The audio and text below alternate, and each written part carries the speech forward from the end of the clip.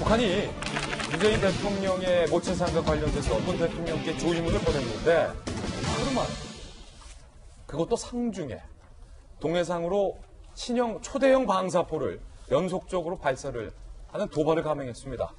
상중의 예의가 아니다. 여권에서조차 북한에 대해서 비판하는 목소리가 나오고 있습니다. 일단은 조의문을 받았다라는 내용의 청와대 고민정 대변인의 이야기부터 한번 들어보시죠. 김 위원장은 조의문에서 고 강한옥 여사 별세에 대해 깊은 추모와 애도의 뜻을 나타내고 문 대통령께 위로의 메시지를 전했습니다. 자, 저희가 어제 북한이 그래도 인간적인 도의가 있다면 문재인 대통령의 모친상에 어떤 조의라도 표명을 해야 된다라고 이야기를 했는데 조의문을 보내왔다는 거예요. 청와대가 발표했는데 문제는 조의문을 보낸 지 하루 만에 팡 미사일을 쐈다는 겁니다. 자, 오늘 조선중앙통신이에요. 초대형 방사포 시험 사격을 성과적으로 진행했다. 초대형 방사포 무기체계의 기습적 타격으로 적의 집단 목표나 지정된 목포 구역을 초강력으로 초토할 수 있게 됐다라고 발표를 했습니다. 그러면서 지금 연속적으로 초대형 방사포를 쏜 게 얼마만인지를 저희가 한번 카운트를 해봤는데 조의문을 전달한 지 하루만, 장례 절차 마친 지 4시간 만에, 대통령이 장례 절차 마친 지 4시간 만에 NSC 열렸잖아. SLBM 지난번에 발사한 지 29일 만에, 올해 들어 12번째 만에 발사체를 쐈다는 겁니다. 상중에 이래도 되는 거냐? 예의가 아니다라는 목소리가 여권에서도 나오고 있어요. 자, 민주당 대변인은 논평 냈어요. 조의문 보내온 지 하루가 채 지나지 않아 발사체를 발사한 건 매우 유감이다 라고 민주당도 얘기를 했습니다. 자유한국당 대변인은요, 공산 독재 왕조의 철저한 두 얼굴과 반인륜성을 보여주는 희대의 사건이다. 북한의 패륜적 행태에 경악한다라는 강력한 비판 입장을 냈습니다. 자, 김영주 의원님. 네. 아니, 지금 이쯤 되면 좀 해도 너무한 것 같아요. 문재인 대통령이 모친상 때문에 얼마나 침통한 마음으로 장례를 마치고 4시간 만에 북한이 그걸 못 참고 쏴요? 4시간 만에. 그렇습니다. 사실은 이제 2009년 5월 달에 노무현 전 대통령 서거하셨을 때도 이와 비슷한 일이 있었습니다. 25일 날 조문을 하고 4시간 뒤에 바로 핵실험을 했고 단거리 미사일 실험을 했었는데 그때는 이명박 정부 때고 사실 남북관계가 굉장히 안 좋았을 때입니다. 그때는 그런 상황 속에 있었기 때문에 노 대통령에 대한 예우는 하지만 현 정부하고는 관계가 안 좋다는 건데 이번엔 또 그렇지 않잖아요. 문재인 대통령하고는 올해도 매철에 벌써 2-3달 전에 판문점에서 만난 상태고 얼마나 서로 간에 인간적 관계를 나눴는데 조문을 마친 지 몇 시간 뒤에 이렇게 저러한 어떤 도발을 했다는 것은 매우 유감스러운 일이죠. 그런데 이제 지금 그러한 부분은 최근에 금강산 시설에 대한 김정은 국방위원장의 언급과 맞닿아 있다 그렇게 생각됩니다. 실제로 어떤 고인에 대한 예우를 표명하는 것도 사실 매우 이기적인 거예요. 자기 존엄이 그만큼 국가 원수로서 다른 국가 원수에 대한 예우를 표하는 것은 의례적이고 공식적인 일이다.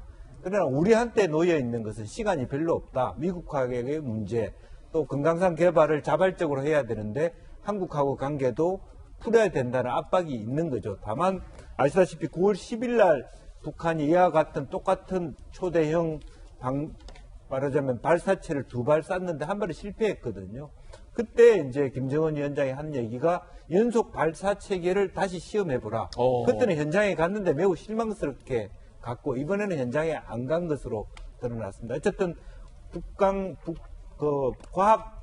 국방과학원이 북한에서 보고한 데면 완벽성을 검증했다라고 얘기했기 때문에 지금 이제 얘기하고 싶은 것은 북한으로서는 나는 미국하고 관계하지 남한하고 관계하지 않는다는 측면 하나, 미국이 우리하고 협의를 할 자세가 없으면 말하자면 언제든지 중국과 러시아와 손잡아서 말하자면 초대형 방사체라는 게 이스칸데르형이거든요. 미국을 똑바로 겨냥하겠다. 이런 어떤 다목적적 말하자면 나름대로의 전략을 구사하는 거 아닌가 그렇게 보여집니다. 그렇군요. 자, 허나 소장님. 네. 우리가 그냥 인간적인 관계에 있어서도 네. 회사에서 업무 관계에 있어서도 김 과장한테 일을 제가 너무 시키고 싶어요. 제 김 부장이에요. 허 과장한테 일을 너무 시키고 싶어요. 근데 허 과장이 찾아왔는데 없어. 그래서 옆에 물어봤어요. 김병민 과장한테. 김 과장, 허 과장 어디 있어? 허 과장 지금 상중이라 좀 한 4시간 전에 장례 지금 마쳤다고 합니다. 그러면 인간적인 마음에서 그래? 허 과장 냅둬. 어머님 모셔드리고 좀 며칠 더 애도의 표현 갖고 그러고 나서 복귀했을 때 이거 하자. 일단은 업무 스톱하자. 그죠. 하물며 인간적인 업무 관계에서도 그런데 네. 어떻게 그럽니까 북한은? 그러니까요, 이제 문자 보내는 거죠. 지금 상중이라며 애도의 표를 애도를 표한다라고 한 다음에 그런데 말이야 하고 일 시키는 거잖아요. 네. 그 상중이지만 네가 NSC 해야 열어야지. 그렇죠. 예, 너 이건 해야지 하면서 지금 일 시키고 있는 겁니다. 정말 북한의 행태를 보면은 우리를 어떻게 생각하고 있는지를 좀 묻고 싶어요. 우리 뒤에 이제 노동신문 얘기도 나옵니다만 기본적으로 대한민국을 우습게 보는 건 확실한 것 같습니다. 우리를 자기네들이 갈라치기도 하고 또한 기본적으로 봉으로 본다라는 생각밖에 안 듭니다. 예의는 지키면서 해주길 바라는 이 마음 자체가 너무 과도한 요구가 아닌가라는 생각이 듭니다. 예, 북한은 앞서 노무현 전 대통령의 서거 때에도 이런 유사한 행태를 보인 바 있습니다. 노무현 전 대통령 서거 때는 핵실험. 북한이 그때 조의문을 전달한 사실을 청와대가 공개했는데 3시간 만에 핵실험을, 이번에 무력지를 한 거죠. 그런데 2009년 5월 25일 노무현 전 대통령 서거 이틀 후에 북한이 김정일 위원장 명의의 조전을 전달했는데 4시간 후에 그냥 핵실험했어요. 그런데 이거는 김용주 의원님의 분석이 정확합니다.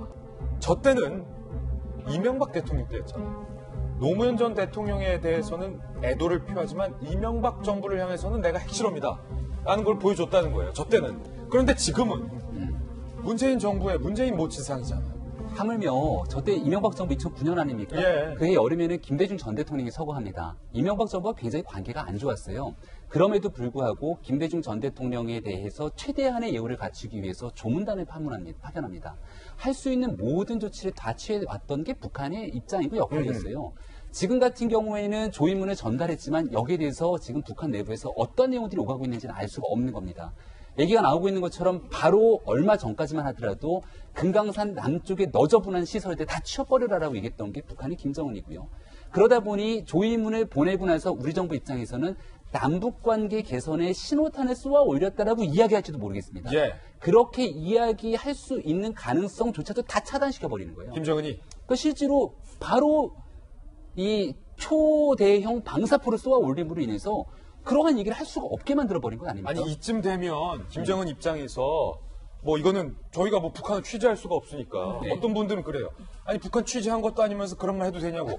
허위사실 유포 아니냐고. 그런데 북한을 우리가 취재할 수가 없잖아요. 그렇죠. 그래서 추측이라고 미리 말씀드리는 건데 최고 통치자의 지시가 있어야 되잖아요. 그럼요. 자, 문재인 대통령에게 모친 상이니까 조임 보내. 라는 지시에 사인을 하고 초대형 방사포 실험에 라는 사인은 거의 동시다발적으로 이루어진 거 아닌가요? 이쯤 되면? 이쯤 되면은 분명하게 여기에 대한 모든 각본과 의도가 있었다라고 판단될 수밖에 없는 상황이고요. 얼마 전에 우리가 역도 경기하러 우리 청소년들이 북한에 갔다가 온갖 수모를 겪고 왔을 때도 북한에 있는 인민들이 우리 선수 경기하고 있을 때 쑥 빠져나가지 않습니까? 이 인민들 전체한테까지 북한의 김정은 위원장이 어떤 방식으로 대한민국을 생각하고 있는지를 면밀하게 보여주는 상황인 것 같습니다. 이제 여기서 우리가 정리해야 될 것은 지난해 4월 달에 있었던 판문점 선언, 9월 달에 있었던 평양 선언, 그리고 있었던 9.19 군사합의, 온갖 약속들이 있었지만 지금 우리는 그 약속들을 바라보고 있는데도 불구하고 북한의 김정은은 그 약속에 대해서 지킬 가능성이 없다라는 것을 보여주는 것은 아닌지에 대한 두려움, 위기감, 불안감, 안타까움이 있는 겁니다. 그렇다면 언제까지 작년에 했던 얘기들만 바라보고 있을 것이 아니라 우리 스스로가 대한민국을 지켜나가기 위한 또 다른 길에 대한 여러 가지 모색이 필요한데 지금 청와대도 그런 측면에서 이제는 고심을 좀 해야 될 시점이 왔다라고 생각됩니다.